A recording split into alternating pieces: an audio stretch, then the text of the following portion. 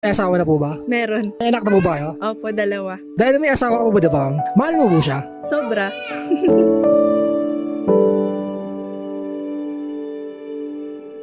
Di ko rin alam eh.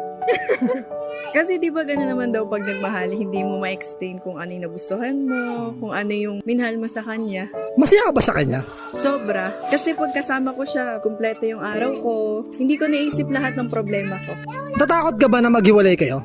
Oo. Bukod sa mga wala ng tatay, mga anak ko, yung katawan ko, parang hindi kumpleto. Yung pagkatao ko. Masakali po na mag-cheat sa sa'yo, bibigyan mo ba siya ng chance? Hindi ko matanggap. Siyempre, binigay ko yung lahat eh. Tapos, maghahanap pa siya ng iba. Bali hindi mo siya bibigyan ng chance, ganun. Pero siguro para sa mga anak namin, bibigyan ko siya ng chance. Kahit na nagloko siya, hindi ka ba natatakot na baka sakaling maulit yun? Natatakot, di ba sabi nga ang pagmamahal bulag?